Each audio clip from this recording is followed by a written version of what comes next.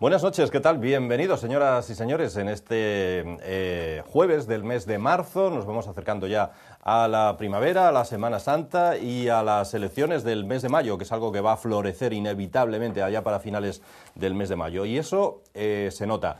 En esta misma semana, el rifirrafe en el Congreso entre el líder del PSOE, Pedro Sánchez, y el presidente del Gobierno, Mariano Rajoy, en torno a la corrupción, dio mucho que hablar. Un rifirrafe en el que lo único que hicieron fue, una vez más, ambos partidos, echarse en cara los casos de uno y otro bando sobre corrupción. Lo curioso es que la pregunta ni iba sobre eso, iba sobre las inundaciones del Ebro en Zaragoza. Bueno, vamos a hablar hoy, para arrancar este programa, ya saben que siempre tenemos temas económicos, jurídicos, al margen del debate que después llegará. Vamos a hablar hoy de modelos en la lucha contra la corrupción. El Principado, por cierto, pretendía dar un paso adelante en esa lucha contra la corrupción con una ley de transparencia que al final ni siquiera van a sacar adelante, no van a ser capaces de sacar adelante entre todos los políticos tras 4 años de legislatura. En fin, Gonzalo Botas, ¿qué tal? Bienvenido. Pues muy bien, buenas noches. Modelos de la lucha contra la corrupción, pero hay países o hay lugares donde podemos copiar esos modelos, Gonzalo. Pues sí, como dice el aforismo, nihil novum sub sole, no hay nada nuevo bajo el sol. En este caso y en el tema de la lucha contra la corrupción existen dos modelos, ambos dos anglosajones, preeminentemente anglosajones, que tienen la ventaja de que, como todo en la cultura jurídica anglosajona, surgen como respuesta precisamente a la corrupción, ¿no? Es decir, aquí en el continente es sabido que regulamos las conductas por adelantado y los anglosajones lo que hacen es, cuando hay un problema, intentan poner la solución jurídica, ¿no? Es decir, no pretenden condicionar cómo pensamos, sino pretenden modificar cómo actuamos, y esa es su gran ventaja. Podría decirse que existen dos modelos. Realmente es uno implantado totalmente y otro que está implantado solo parcialmente, ¿no?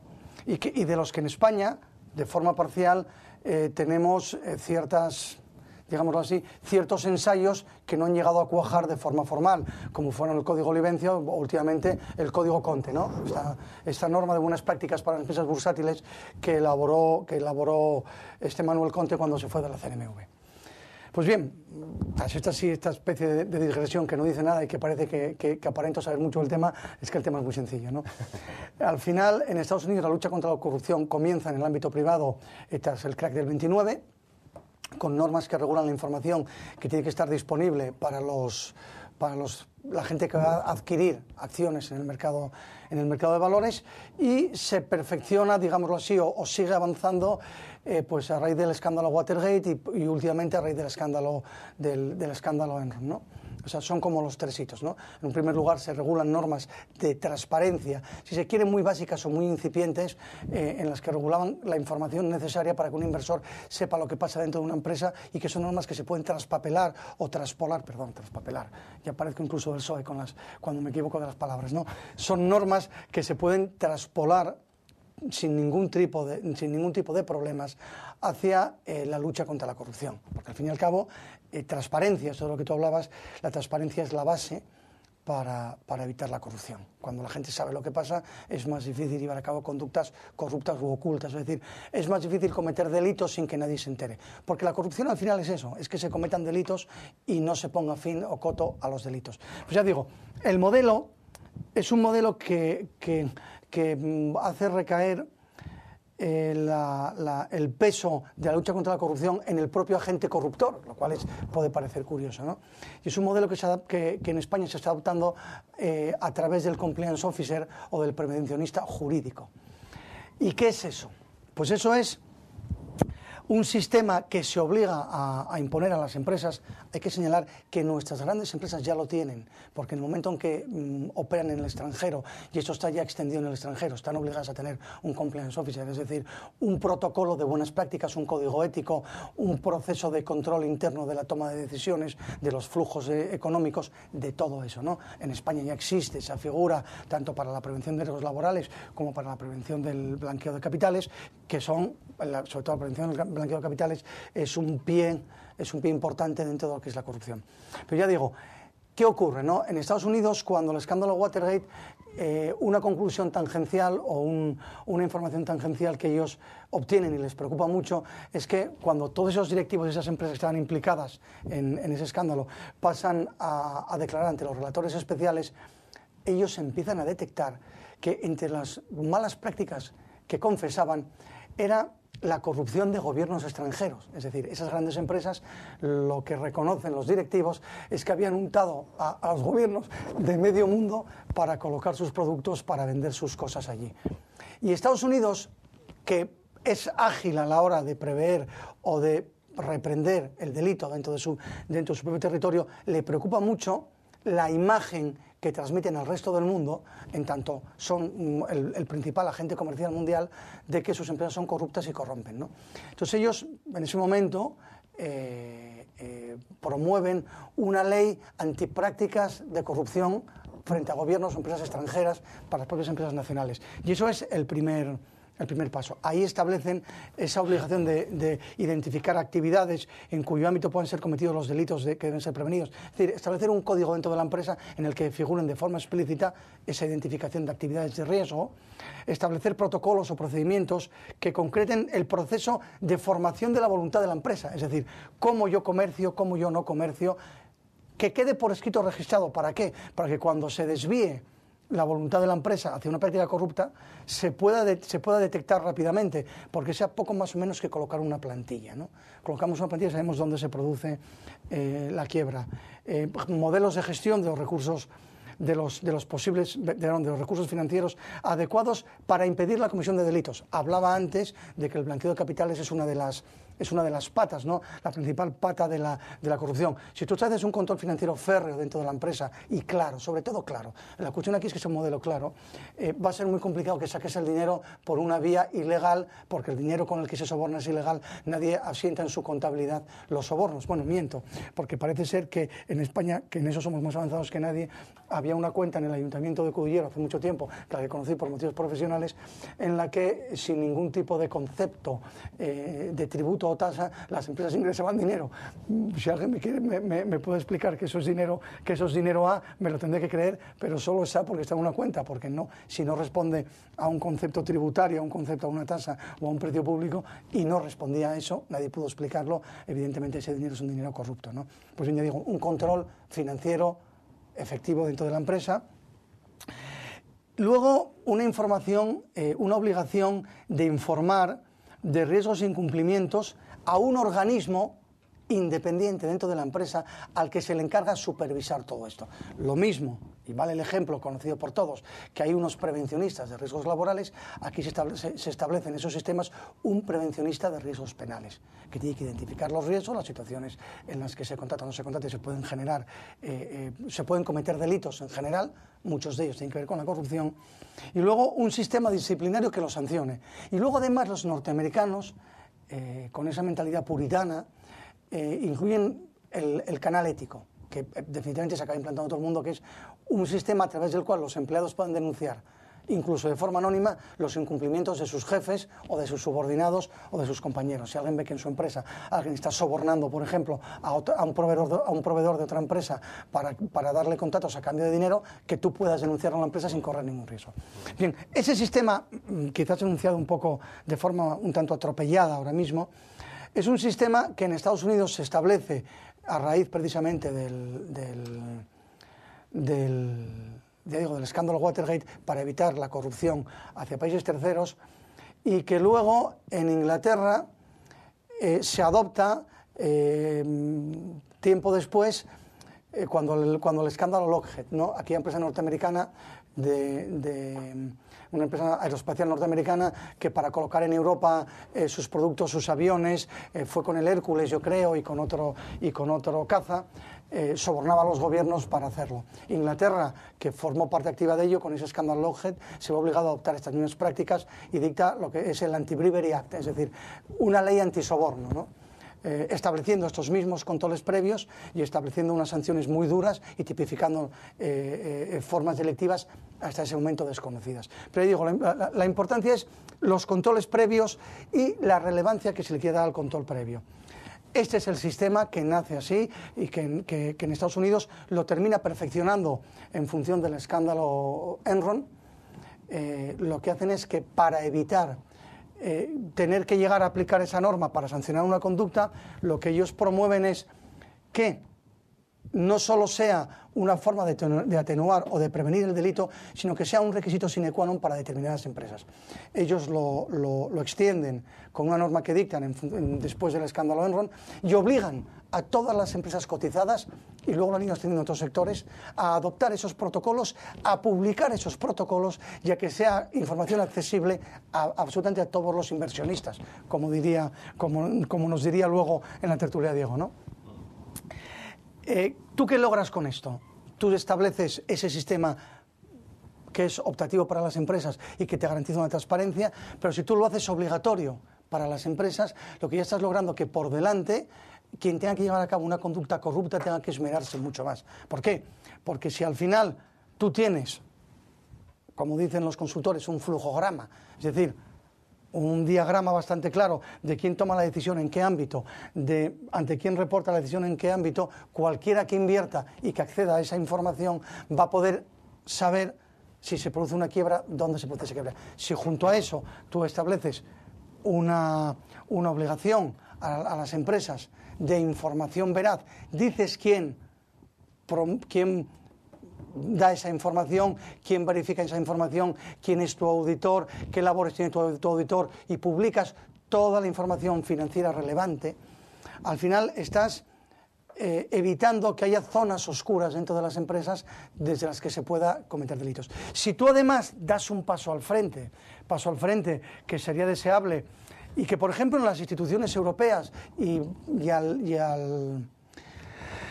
al pairo de las recomendaciones que hizo la OCDE sobre cómo combatir la corrupción, empiezas a establecerlas también como obligatorias para ciertos funcionarios, empiezas a extender un sistema de transparencia automático a la administración.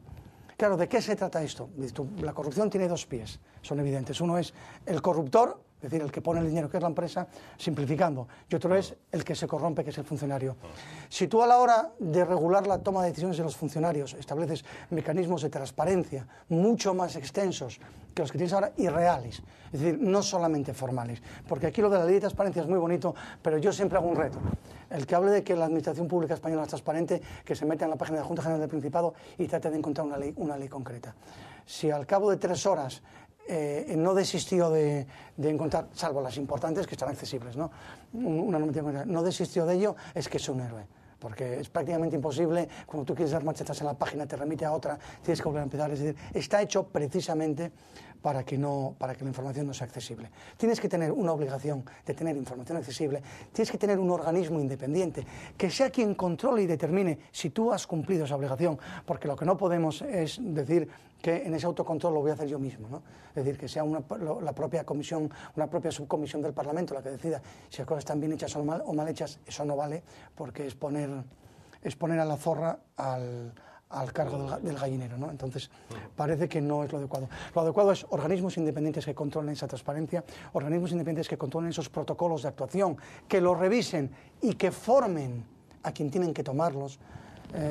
Las grandes empresas, porque lo exige la ley también, tanto en Estados Unidos como en Inglaterra, como en la mayoría de los países de nuestro entorno, ahora mismo lo que tienen son programas de formación absolutamente severos, en los que cada 3-4 meses se le explica a cada trabajador, dentro de sus funciones, cómo se hace su trabajo de forma legal, qué delitos puede cometer y cómo prever la comisión de esos delitos. Si tú eso lo haces con la función pública, lo haces con las empresas y das un pasito más, y ese pasito más del que hablaba antes es establecer como obligatorio un adecuado programa de compliance, un adecuado programa de prevencionista jurídico específico para la corrupción o para los delitos de corrupción que pueden cometer las empresas cuando contratan con la empresa pública, y les obligas a publicarlos, a identificar quién es ese órgano que se encarga de vigilar el cumplimiento adecuado de la ley y a emitir informes periódicos y a efectuar chequeos. Tú vas hasta donde puedas, hasta una parte muy amplia, evitar la comisión de delitos. Partimos de esa afirmación que hago mía cada vez que puedo de Karl Popper, de que no podemos tratar de resolverlo todo, tenemos que aprender a convivir con el dolor.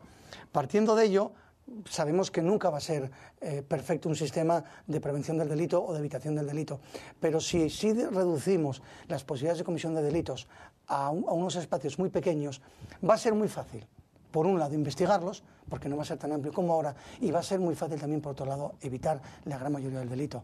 Pongamos otro ejemplo, es un ejemplo que es casi ofensivo para nuestra justicia, pero no para los jueces, sino para quien provee la administración de justicia. Madoff en 6 meses tenía una condena de perpetuidad. Aquí llevamos investigando a los Pujol, a los Seres y a la Gürtel, yo creo, desde que existe democracia, y no hemos llegado a ningún punto todavía, ¿no? ¿Qué ocurre? Que para el juez es una tarea hercúlea. Es imposible para un juez entrar en el entramado de una empresa o de una administración o de un partido y saber qué pasa.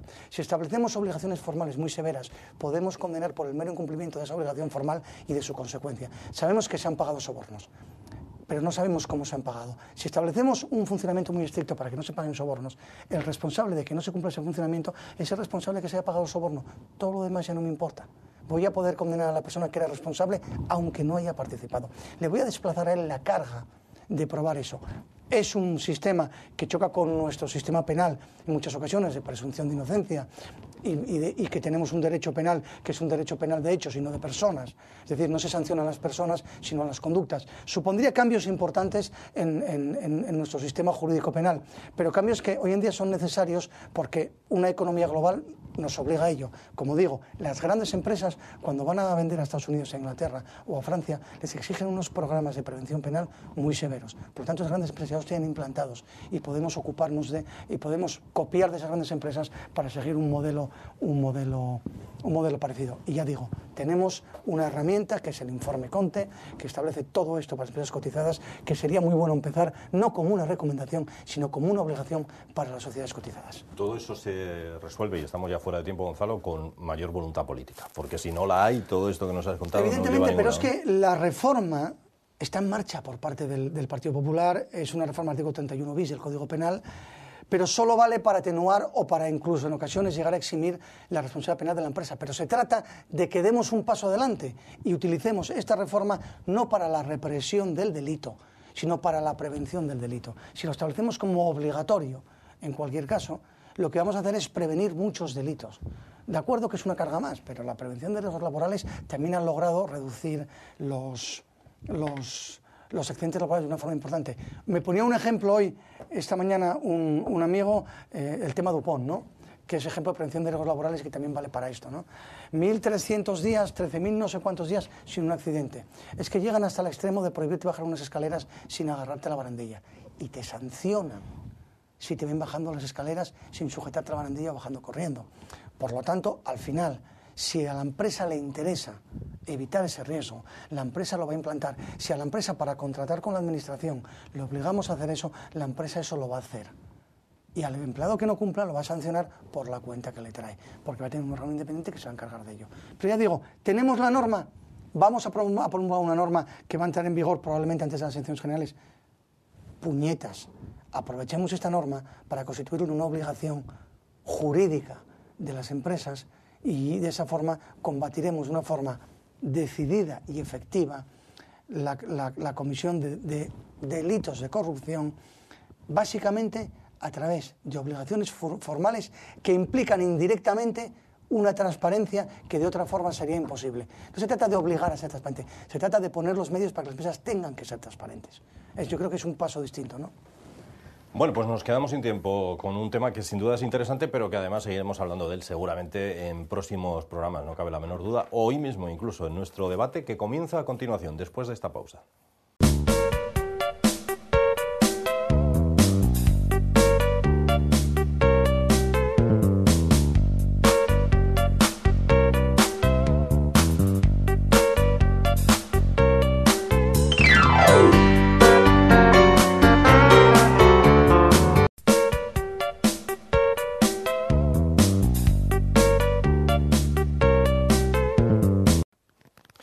Aquí seguimos, señoras y señores. Segunda parte de nuestro programa, tiempo ahora ya sí para debatir, para opinar sobre lo que apuntaba Gonzalo o de cualquier otro asunto. Lo cierto es que estamos cada vez más cerca de las elecciones de finales de mayo, eso se va notando en el ambiente, se va conociendo el nombre de los candidatos en las diferentes localidades asturianas, algunas desvelar los candidatos de esas listas, pues está provocando serias sorpresas. En Madrid ya ni les cuento con lo de Esperanza Aguirre, que eso ya es punto y aparte, como casi todo lo que rodea a esta mujer. En fin, y hablamos del lado curioso, siempre ponemos algo curioso en nuestro debate. El lado curioso que lo pone Podemos no solo ha dicho que los ahorros de los andaluces, aquellos que tienen dinero en el banco, sea lo que sea, deben estar a disposición de todos, debe ser algo común, sino que ha propuesto que la Mezquita de Córdoba o la Giralda de Sevilla pasen a ser de titularidad pública, han dicho ellos. Bueno, vamos a arrancar enseguida este debate, por ahí o por donde queráis. ¿Qué tal, Gonzalo? Muy bien, buenas noches. Yo por donde escoja Rosa. Para llevarle la contraria, evidentemente. Claro. Por supuesto. Bueno, no necesariamente. No siempre. ¿Qué tal, Rosa? ¿Cómo estás? Pues muy bien, buenas noches. Pues yo, si os parece, empezamos por esa noticia de Podemos, que yo la he leído en prensa igual que el resto de los compañeros, pero yo quisiera oírla de viva voz porque me cuesta creer que hayan sido capaces de decir que los ahorros de los ciudadanos deben estar a disposición de todos los ciudadanos para lo que se necesite. O sea, que el señor que con mucho sacrificio y durante muchos años de su vida pues se quitó de algún caprichillo, de alguna cosita para el día de mañana tener unos euros guardados en el banco, los señores de Podemos van a querer llegar y esos ahorros, según lo que hemos leído en el periódico, y van a ponerlos a disposición de las necesidades de la ciudadanía. Yo estoy perpleja. ¿Qué tal, Víctor? Bueno, muy buenas, digo, el problema bueno, hay varios problemas, pero el problema principal es que para lo que se necesite, ¿quién lo determina? Claro. Lo determinarían ellos mismos. Entonces, esto viene atado a otro concepto comunista, que es el de la libertad del colectivo, cosa que no existe, porque ellos, a partir de la libertad del colectivo, deducen que cada individuo, miembro de ese colectivo, también es libre, pero no. Entonces, es confundir las cosas, pero en el fondo es como te decía antes de comenzar el programa, tampoco nos puede sorprender tanto. Podemos ser un partido comunista. El partido comunista, el comunismo, no cree en la propiedad privada, cree que incluso que la propiedad privada es la causa de la explotación del hombre por el hombre. Entonces lo que quieren es eliminarla, y por eso mismo se puede ver en YouTube muchísimos vídeos en el que Pablo Iglesias dice que, por ejemplo, que la existencia de medios de comunicación privados atenta contra la libertad de expresión, y hay muchas derivaciones, pero en realidad, insisto, no sorprende, son comunistas, además ellos lo dicen abiertamente, entonces bueno, ya, pero que empiecen por la cuenta de Monedero, que tiene unas cuentas saneadas. Tiene unas cuentas saneadas. ¿Dónde ponemos el listón? En el tema de Monedero, a mí me llama la atención la explicación que dio en una entrevista que lo oí a Pablo Iglesias, que dice que al fin y al cabo Monedero lo usó para fines sociales buenos, la tuerca. Es decir, al final, sí, volvemos a donde dice Diego, ¿no? Que es lo colectivamente admisible, colectivamente bueno o colectivamente interesante. Yo, si la decisión por mí la tienen que tomar estos tarugos, ojo, o los otros tarugos. También. Y ya puestos a hablar de tarugos, aquí lo que hay que hacer es un discurso liberal, porque el único discurso que podemos contraponer al comunismo o al colectivismo es el discurso liberal. Oiga, es mi libertad, es el resultado de mi trabajo, es el resultado de mi vida. Yo hago con él lo que me da la gana. Yo con mi dinero lo voy a emplear en los fines que a mí me dé la gana. Además, o sea, es que a mí me aterra, es que apetece coger la maleta y marchar del país. Tal cual lo dicen, permitidme una digresión más, tal cual lo dicen, es una invitación a que los fondos salgan de los bancos. Por supuesto. Es que lo que iba a decir, claro, iba a decir dos porque cosas. si solo es el de los bancos, yo lo meto en casa y no me lo pueden quitar, ¿no saben dónde está? Claro, exacto. Es que yo iba a decir, si el ahorro, supongamos que Podemos gobierna y el ahorro de la gente pasa a estar a disposición de la sociedad para lo que ellos mismos decidan que es. Perfecto, a partir de ese momento no hay más ahorro. Y cualquiera que haya hecho el curso más elemental de macroeconomía sabe que sin ahorro no puede haber inversión, porque no se puede financiar. Y sin inversión, no hay capital para crecer. Entonces es una cosa increíble. Pero es que además, no solo es que uno tiene derecho a utilizar su propiedad, en este caso su ahorro, como a cada uno lo crea más conveniente, sino que además la historia ha demostrado que ese sistema es el más provechoso para el conjunto de la sociedad. Entonces no es una cuestión de, si yo tengo mis 10.000 euros y no quiero que nadie me los toque porque soy un egoísta. No, es que el perseguir mis propios intereses finalmente es lo que beneficia más a la sociedad. No, pero aparte... Claro, porque yo voy a adquirir productos buenos y no el producto que me diga el político de turno, el funcionario de turno, y a la hora de adquirir productos buenos voy a hacer una propia selección que voy a escoger al más eficaz, al que más valor añadido me genere, y de esa forma vamos a lograr ser todos más eficientes. Para empezar, gracias al que ahorra, Fácil. puede haber gente que invierte. Porque, digamos, la gente que se compró casas con créditos hipotecarios, ¿de dónde salió ese dinero? Salió de entre otras cosas, de los depósitos de otra parte de la sociedad. Y bueno, esto es así. Entonces, si no hay más ahorro, pues no hay más crédito. Y esto es curioso, porque al mismo tiempo ellos dicen que el crédito debe ser un derecho. Por eso también hablan de la necesidad de una banca pública, es decir, que le dé el dinero a quien quiera. Yo es que creo que a este partido Podemos le están dando tal cantidad de, digamos, entre comillas, esa frase cancha, se le está dando tanto, se les están concediendo tantas horas de televisión, tanta prensa, tantas y tantas páginas de prensa, que esta gente se está creciendo y cada día se les está calentando más la boca. Ay, y claro... eso es bueno, ¿eh? Eso es bueno porque la gente se abre los ojos, y yo quisiera desde aquí, los que nos escuchan, que pensaran muy bien esto último que han dicho, lo del ahorro de los ciudadanos, lo de que tu ahorro, ese señor, ese jubilado que a lo mejor se quitó de salir una vez al mes a cenar porque quería tener unos ahorros para su hijo, mientras que el vecino dilapidaba...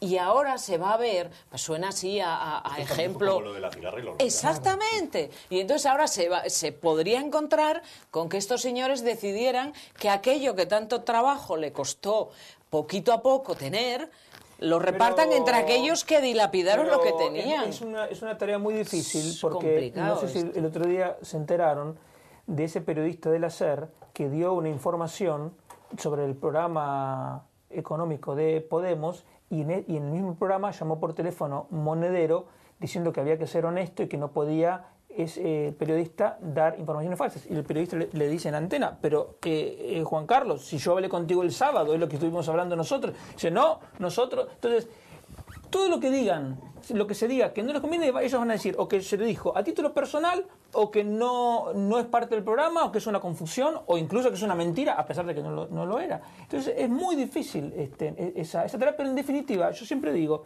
no hay que confundirse demasiado. Es un partido comunista. Entonces cualquiera que sepa cuáles son las ideas del comunismo, sí, ya está. A partir de ahí se desprende solo. Lo que pasa que el problema que ellos tienen es que, siendo comunistas, y además, a pesar de que lo han dicho abiertamente antes, digamos, cuando eran menos conocidos, porque ahora no lo dicen, tratan de ocultar ese espíritu comunista, sí, que tienen. Entonces ese es el problema, cada tanto les sale, les aparece y tratan de claro, pero bueno. Madre mía. ¿Dónde se pone el listón, además, para esa medida de la que se habla, ¿no? El que tenga 2.000 euros o el que tenga 20 millones de euros. El que tenga nada, el ahorro es tuyo. A mí lo mío no me lo tocan. Eso ya te lo digo yo. La afirmación es el dinero que está en el banco. No importa de quién sea. El dinero que está en el banco lo puede usar el Estado como le da la gana. Todo depende de la definición. Es una expropiación. Todo además depende de la definición de ahorro. Porque si yo compré un piso, también es mi ahorro. Entonces eso es potencialmente confiscable. Y si compraste acciones o títulos o fondos de inversión, eso no es ahorro, también es ahorro. Entonces potencialmente es confiscable. ¿Y los planes de pensiones por qué? ¿Por qué hay que mantenernos al ¿Cuántas margen? maletas se van a hacer en ¿Por este qué los país? planes de pensiones hay que protegerlos? Entonces podrían decir, vamos a confiscarlos también. Se puede confiscar todo, en En definitiva. el momento que ahora estos señores vean el movimiento que ha habido con esa noticia, van a desmentirla. Esto es así.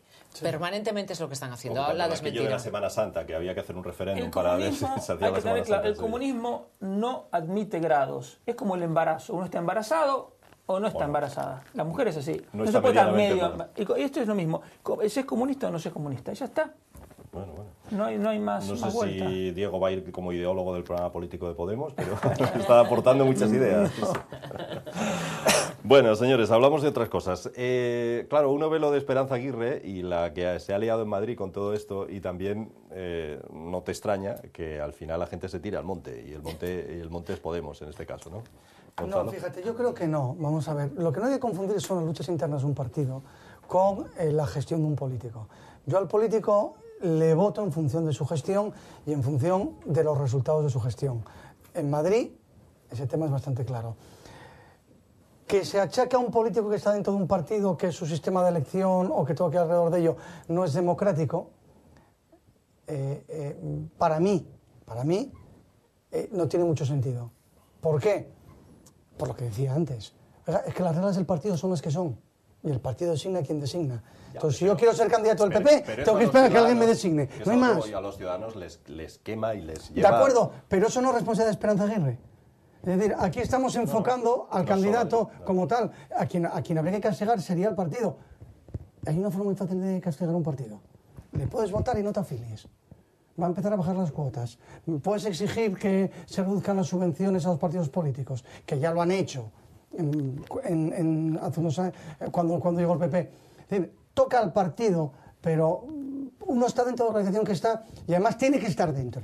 No nos engañemos. Es decir, el sistema político español está diseñado para que no haya freeriders, para que no haya nadie que pueda llegar por libre. Y la prueba es que cada uno que lo ha intentado se ha dado una castaña más grande. Pues Esperanza, la verdad, yo en estos momentos os voy a decir una cosa. Además, viendo ayer declaraciones de ellas, yo a Esperanza Aguirre ya no la considero una política. Yo la considero un personaje. O sea, es un personaje esa mujer. Es un personaje. No, pero no, personaje. O sea, lo que explicó ayer, que una de sus medidas primeras es quitar la policía de proximidad. Pero ¿cómo se le ocurre decir eso? O sea, vamos a ver, con los que ella tuvo el problema, pero vamos a ver, que lo puedes quitar. Te lo explico muy rápido. Además, se vende como venganza. Escucha, eso, vale. Tiene toda la pinta. Sí, pero ahora dale tiempo a que lo explique. ¿Sabes dónde está el problema en la policía de proximidad? Que no son agentes de policía, son auxiliares. ¿Y sabes dónde está? No, tiene mucha importancia. ¿Sabes dónde está el problema de un auxiliar? En que no tiene autoridad. ¿Y sabes lo que pasa cuando alguien no tiene autoridad le das un uniforme? Pero tú crees que eso es para decirlo ayer, que la acaban de nombrar candidata, es para decirlo ayer, no. Bueno, espérese usted. No, ella te suelta el debate. Por eso vas a entrar, la gente va a picar. Por eso te digo que es un personaje. No, la gente, el rival va a picar, hablar de venganza, y entonces va a decir, no, mire, se lo voy a explicar. Es que los agentes de autoridad vienen definidos en las leyes. Y esto es un invento que no es ni lo uno ni lo otro. Esto es un guardia jurado del ayuntamiento. Vale. Y diga, mire, no, el ayuntamiento tiene que tener agentes de policía. A lo mejor justamente como ella sufrió el problema en sus propias carnes, es la que tiene más, Pero más conocimiento. diréis conmigo que oportuno es poquísimo. Anda que no tendrá problemas Madrid como para lo primero que ha dicho. No, perdona, lo primero que ha dicho es yo no voy a ocupar la sede porque es la sede de Gallardón, porque es un gasto Bueno, a excesivo. mí eso me... Bueno, y el total, la sede hay que seguir manteniéndola, Gonzalo. Esos son cantos al sol. No, perdona. Esos son cantos al sol. Hay que abrirla todos los días. ¿Y tú qué crees? ¿Que no la van a tener que mantener aunque no esté abierta al público? Perdona, el mantenimiento no es el mismo y el gasto no es el mismo. El gasto Hombre, de luz, gas, escúchame, electricidad va a ser en otro sitio. Perdona, a pero mí eso más me parece dimensionado. una chorrada. No, perdona, pero más como una dimensionado y más catedral. pequeño. Y vas a poder destinarlo a otros usos. No es ninguna chorrada. Para mí sí. Eso es tanto como decir que el Niemeyer tenemos que seguir gastando. El dinero que no tenemos en dotarlo de contenido, pues como invertimos en... Oiga, no, es que pero hay el veces... Niemeyer, es que hay no veces es comparable. Que es más rentable. Espera, No es que hay veces... comparable. En megalomanía es muy comparable. Es que hay veces que es más rentable cerrar las cosas que mantenerlas El abiertas. Niemeyer es un puñadín, por Dios. El Niemeyer, el mantenimiento es nada. Claro, pero es que en Avilés son 100.000 y en Madrid son 5 millones. Bueno, yo opino que esa el medida matiz que está ella ha ahí, dicho, claro. esa medida de no vamos a utilizar... No. que eso está ahí, está hecho, manténlo. Esa es una buena medida, esa es una medida que es ponerte en relación como están los ciudadanos, porque yo puedo tener una casa de 500 metros, pero si me hacen falta 150... no vivo en 500 metros, porque si vivo en 500 metros sobrándome 150, soy un tonto del bote. De todos modos, vamos a esperar a ver qué pasa, porque yo voy a poneros un ejemplo de este tipo de cosas. Ayuntamiento cercano, pequeño, tal, el de Mieres. Cuando Izquierda Unida ganó las elecciones, las últimas, pues el Partido Socialista siempre había tenido un coche oficial con su chofer. Bien, era personal municipal, pero tenía chofer. Entonces, cuando ganó Izquierda Unida, dijo, no. Nosotros, yo no quiero chofer, yo no quiero, pues nada, ¿vale? Perfecto. Todo el mundo lo aplaudió, fantástico, fíjate, prescinde del chofer y de tal. Al chofer lo mandan a otro departamento, el hombre, un sufrimiento tremendo porque lo mandan para otro sitio donde él no tenía ni idea de tal, pero bueno, no lo despiden. La gente aplaude, vamos a rabiar en Mieres de lo bien que este nuevo alcalde, que al cabo de 3 meses... pues empezó a darse cuenta el alcalde que, bueno, lo de tener chofer era muy cómodo y tener el coche allá a la puerta era muy cómodo. Entonces, cogieron a otro señor, que no al anterior chofer, lo pusieron de chofer y ahora no se baja del coche oficial y con el chofer para nada. Pero a la ciudadanía sigue creyendo que no tiene chofer. Vale bien. Ahora, o sea, es tremendo. Es que ese matiz está en que ese era de Izquierda Unida. ¿Tú sabes lo que hizo el gobierno de Aznar con la comida diaria de los altos cargos de los ministerios cuando llegó? Y la gente pensó, esto es una medida populista. Narices. Señores, ustedes trabajan en el centro de Madrid. El ministerio tiene comedores. No está justificado que usted tenga una tarjeta para ir a comer. Retirada de tarjetas para esto todo el mundo. Me parece a comer perfecto. al ministerio. Por eso te digo, es que eso lo mejor es Izquierda Unida, que cuando pisa moqueta, no hay nada peor que un huevo rico. Cuando ve lo bueno dice, voy a soltarlo yo. No hay peor cuña que la de la propia madera. Ahora bien, el PP hizo lo contrario. Lo dijo y lo hizo. Y claro, llamó mucho la atención en Madrid, en la sede de los ministerios, que un secretario de Estado comiese con el ministro que el BDL. Llamó mucho la atención. Me parece perfecto. Y Esperanza Aguirre participó de aquello entonces. Entonces, cuando Esperanza Aguirre dice, yo voy a hacer esto, yo me la creo, porque el precedente histórico es que cuando tenían que hacer una cosa, la hicieron. Te coges el de Galicia, con el tema de los coches oficiales. Dejo de Audi blindado, esto y lo otro, no, señores. Tengo una industria en Galicia que es Citroën. Pues me cojo un Citroën bueno, grande, no un coche blindado de 300.000 euros, sino un coche de 60. El otro lo subasto y con el dinero que saco me compro 3 coches oficiales, normales. Hablamos de eso. Y eso es lo que está anunciando Esperanza Aguirre. Y eso es bueno. Es más, yo es que suprimiría los coches oficiales. Según en qué caso, sí. No, perdona, salvo por criterios de seguridad. Sí. Salvo por Argentina hay países donde el presidente, no sé si es Uruguay o Paraguay, donde el presidente va en autobús a trabajar. El presidente anterior, Mujica, pero sí, ahora cambió el presidente el 1 de marzo. Sí, no usaba, él tenía su propio coche, un coche antiguo, incluso se lo quiso comprar un jeque árabe y dijo que no. Y tenemos aquí un ejemplo del que me gusta hablar cada vez que surge este tema de los coches oficiales, que es una exconsejera del PSOE de Trabajo, de Avilés, creo que se llamaba Evangelina Fernández o Angelina Fernández. Llegaba todos los días, porque llegaba a la misma hora que yo, 8:15 de la mañana entraba en Oviedo, en su fura, cuando era consejera. Y al tiempo tenías al amigo Zapico, al condenado por la camucha, que le iba a buscar el coche oficial a casa para ir a la consejería todas las mañanas. Estuviese en Mieres, en Gijón, donde vivía, o en Luanco de vacaciones. El ministrín, como le llamaban. Llegaba su Audi flamante a recogerlo todos los días. Bueno, hay ejemplos en todas partes de gente coherente. Yo, cuando alguien toma una decisión de austeridad, e indudablemente no ocupar un palacio megalómano, es austeridad. Es bueno, y esa medida es buena. Que a lo mejor esta otra la solapa por lo que sea, es posible. Pero ya verás que Esperanza Aguirre tiene la habilidad de caerse en un helicóptero, que se lesione el helicóptero. Los que van con ella y ella no. No lo olvidemos. Lo dije el otro día, Esperanza Aguirre entra en todos los charcos, salpica y ella no se moja. O sea, eso está clarísimo. Pero aparte a mí, tiene unas actitudes que conmigo no van. Ese tipo de cosas que está haciendo, vamos, conmigo no van. Que no lo acepto, se lo aceptará su partido, que es el que lo tiene que aceptar, ¿no? Pero que diga, si no salgo elegida alcaldesa, sigo llevando el partido. Bueno, es que es Claro. un personaje, o sea, No, es que tú perdona, no eso puedes es normal. chantajear al partido. Eso es ¿Cómo normal. que es normal? Perdona, yo tengo un Gonzalo. cargo en el partido, que yo digo, si me toca dedicar a ser alcalde, dejo el cargo, por coherencia. Pero Ahora, ellos ojo, quieren que deje es el que el cargo. debate es ese. El Ellos debate es quieren ese. que deje el cargo, pero ella quiere tener perdona. algo pillado. ¿Quién quiere que deje el cargo?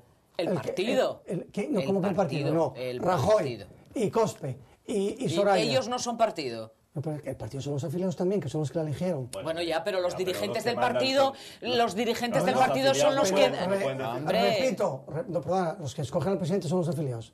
Bien, Regina, pero bien. el que lo decide es el- Repito, claro, repito. pero no van a preguntar a los No. afiliados uno por uno Escucha, si les parece bien que coño, Esperanza haga entonces, esto o ¿para qué aquello. hacemos elecciones? Si no vamos a preguntar a los electores No se uno por pregunta uno. uno por Mira, uno, ya vamos a lo ver. sabes tú y el además muy argumento bien. es muy fácil. El argumento es muy fácil. Si salgo elegida alcaldesa, me dedico en cuerpo y alma y no hago otra cosa que ser alcaldesa. Ahora, si no, ¿qué razón hay para que deje de ser presidenta de mi Pero vamos partido? a ver, pero que es que no quiere perder nada. O sea, es que No. si tú te dedicas a la campaña electoral no puedes Oye, dirigir el partido. eso- Para mí eso es una incongruencia. Es una incongruencia decir eso. No. Si el partido lleva el suficiente trabajo coordinar un partido Coño. como para que además seas Coño, candidato. el presidente del PP no es Rajoy, que es el candidato, que es el presidente del gobierno. No, esa es mi opinión. Coño, Esa el es que mi manda en el opinión. PSOE no es Pedro Sánchez. Bueno, ya, pero que esa Pero, es a mi ver, opinión, en que lo España, hagan. el sistema de los partidos políticos es que la presidencia del partido, presidencia ejecutiva y organizativa del partido la encarna el candidato. No, yo no estoy de acuerdo Vale, en ello. pero es que en Claro, España es así. porque así pueden hacer lo que les da por la santísima gana. Todos los partidos, eso sí. En casi todos. En todos, hasta en foro. En foro el que más. Oye, ya que hablamos de Fueron el que partidos más. políticos, yo no sé si... Por cierto, repito lo del otro día, dame 17 Esperanzas Aguirres para 17 comunidades autónomas. No sé si son 17 o 16, ya lo dije. 17. Dame 17. Más las ciudades... Firmo Él mañana. es esperancista. Total Sí, y algo absolutamente. me había parecido a mí. Gestión, resultados. Barcelona, A al ti- comienzo de la democracia, era A el ti polo se te olvidó, cultural y económico eras de muy España. joven, Ahora es cuando Madrid. fue ministra de Cultura. A mí no, se me olvidó. No se me olvidó. A mí no se me Pasó olvidó. Nunca por el estuvo, Ministerio de Cultura, nunca ¿eh? estuvo mejor la cultura que en ese momento. Por Dios, Gonzalo, no sabes lo que estás diciendo. Sí, lo sé. Con sus meteduras de pata, además, al frente. ¿eh? Era Sí, vergonzoso. Bien, meteduras de Era pata perfectas. vergonzoso.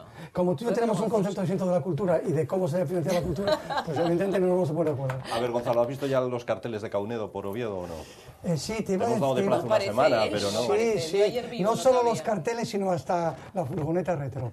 Ay, es verdad, qué bonito. Hablabais... yo, una hablaba- furgoneta retro. Qué bonito. Bueno, furgoneta. espectacular. Es muy Fíjate que bonita. yo creí que era un fake, creí que era una broma cuando me lo mandaron. Dije, no puede ser. Esto es alguien que no le quiere y que se le está haciendo la contracampaña, no puede ser. Y puñeta, resulta que es la campaña oficial. La furgoneta es muy bonita. Cuando hablábamos de Podemos, de que esta sobreexposición es buena para que se sepa lo que son y así no les vote la gente. Yo creo que alguien está asesorando tan sumamente mal al alcalde de Oviedo que no se está dando cuenta de que la presunta buena opinión, según algunos, que había calado en Oviedo sobre él, era porque no se exponía y nadie sabía lo que hacía. Ahora que la gente sabe lo que está haciendo y cómo es, yo creo que le están restando votos. Es más, que será Nueva España quien le dio, ¿cómo se llama? Tanta visibilidad. Y me invita a pensar que por aquello de las amistades de Caicoya se está produciendo un cierto cambio en la Nueva España y a lo mejor están basculando hacia Foro, que hasta pone faldones en la Nueva España ahora. Es increíble, ¿eh? No, no es increíble. Tiene una explicación, tiene una explicación que si Explíquemelo. quieres te la doy. Explíquemelo. Y es muy fácil. El consejero delegado de la Nueva España, perdón, de EPI, que es Moll Jr., es amigo del hijo de Tony Caicoya. Y qué curioso que coincida ese paso adelante de la Nueva España con un paso atrás de Francisco Álvarez Cascos. Qué curioso. A ver si vamos a volver a una batalla de medios como tuvimos hace unos años. Antes era La Voz, antes ahora solo quedan dos. El riesgo que corremos es que sea una nueva batalla de medios y parece ser que alguien tire la toalla porque el comercio está cambiando respecto de Foro Asturias y Foro Oviedo, no Foro Gijón. A ver si va a resultar que como sigamos así, hombre, la verdad que el grupo editorial del comercio es demasiado grande para que pase eso, pero igual nos quedamos solo con un periódico en Asturias. No sé, miedo me da, ¿no? En cada batalla de estas nos quedamos sin uno. Bueno, dentro de toda esa serie de noticias políticas hay una, yo creo que puede ser una buena noticia, y es que Reinares por fin haya decidido que se va.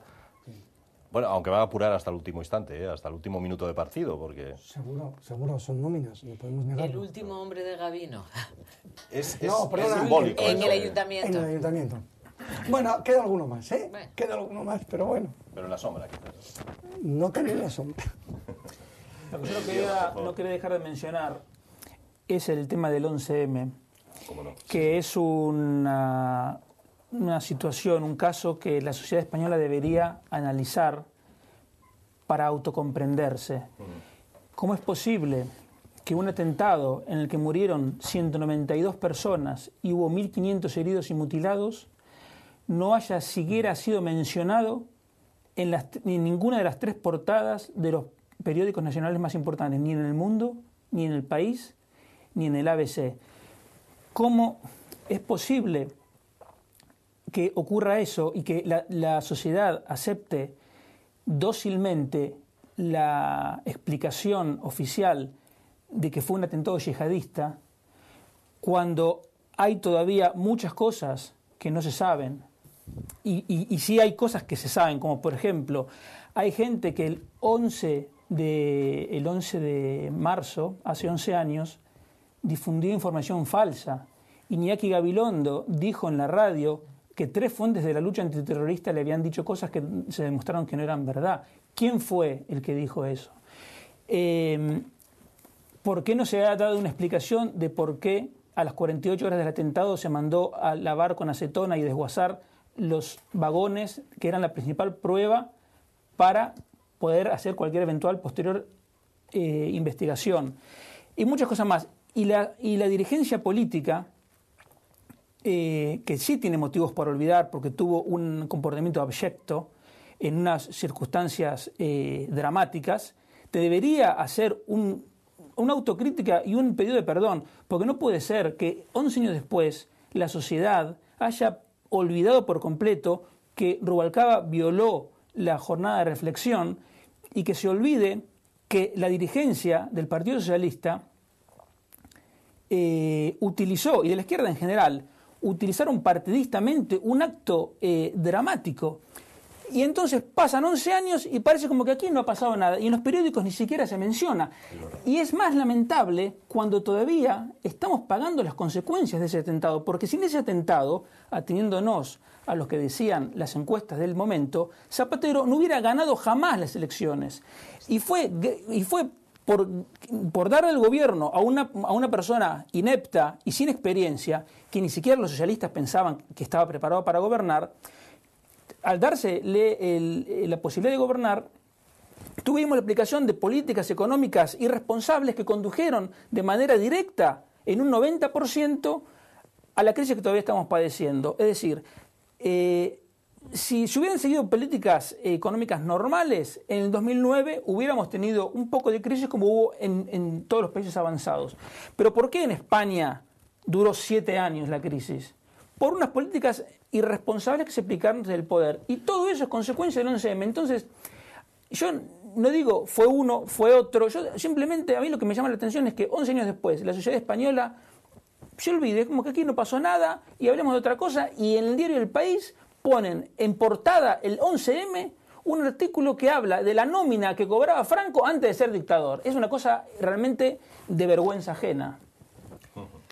Sobre este tema, lo que queráis decir. No tengo nada que añadir a lo dicho por Diego, porque estoy total y absolutamente de acuerdo en lo que ha dicho, y llegaría más allá.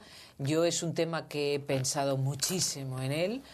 Yo tengo muy claro, yo personalmente, que hubo cosas que jamás nos van a contar, que no fue un atentado yihadista y que posiblemente jamás sepamos exactamente qué sucedió. Es el único atentado yihadista que no fue reivindicado por nadie y el único atentado yihadista en que no se inmolaron los terroristas. Es una cosa muy, muy curiosa. Solo por eso alguien tendría que decir, bueno, vamos a investigar. Pero no se dice. Y la sociedad no lo demanda. Y al que lo pide, lo tildan de facha. Exactamente. Entonces, Pero no olvidemos una cosa, que es cierto que las 3 principales cabeceras no dijeron nada.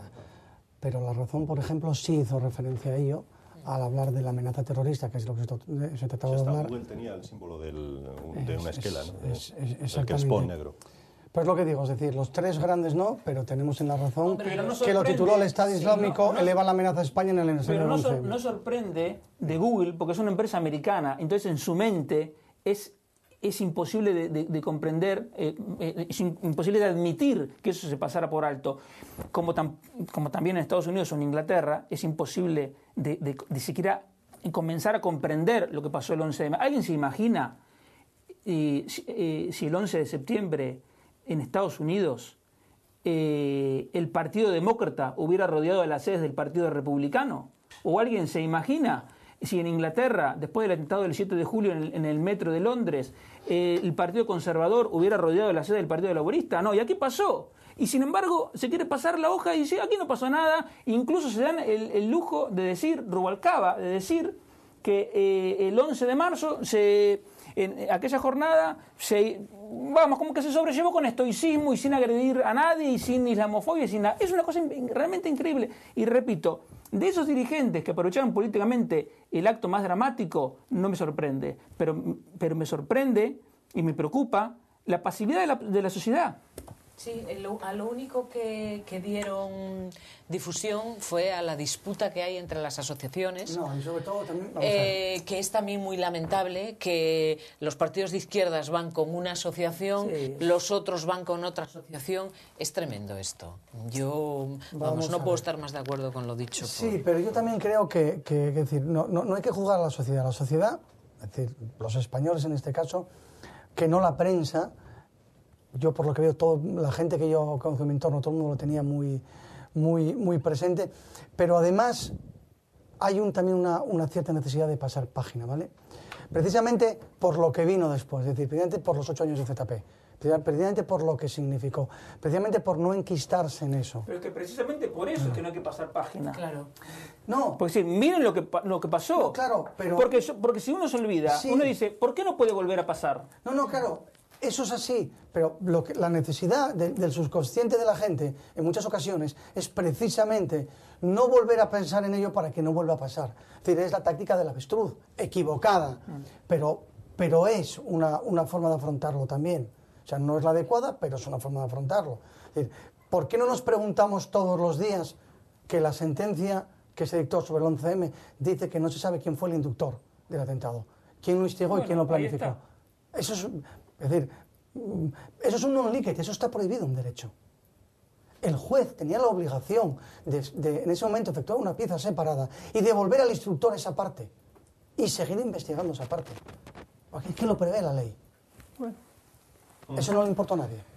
Bueno, señores, la verdad que nos ha parecido muy interesante este debate de hoy. Tenemos que acabar, eso sí, porque nos quedamos sin tiempo. Lo último que... No, lo último quieres decir, Rosa. Yo quería, pero bueno, es un poquito largo, yo quería hablar, aunque solamente sea un segundo, de la capitán Zaida Cantero, que ayer se llevó al Parlamento, lo llevó una diputada de UPyD, para por lo menos que sea visible esta capitán del ejército que se vio acosada sexual y laboralmente por un coronel.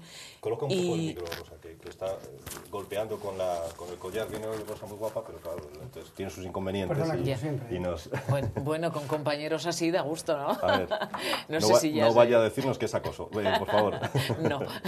Entonces, bueno, yo quería simplemente hacer mención a esta situación, a la situación, antes lo comentábamos y Gonzalo ahora dirá algo, a una situación como esta que fue juzgada por un tribunal militar. Yo opino, y Gonzalo me va a corregir, porque él no opina Seguro, lo mismo, seguro. ¿verdad?, que un hecho como un acoso sexual lo ejerza o lo haga un militar o un civil, deberán juzgarlo un juez y no un tribunal militar, como si ese coronel tuviera un estatus diferente al resto de los ciudadanos. O sea, si en esta empresa, en esta televisión, un trabajador acosa a una compañera, lo va a juzgar un juez, no lo va a juzgar el juez de los que juzgan a las televisiones. Va a ser un juez normal. Yo no entiendo por qué a un señor lo juzgan sus compañeros militares como si fueran una casta aparte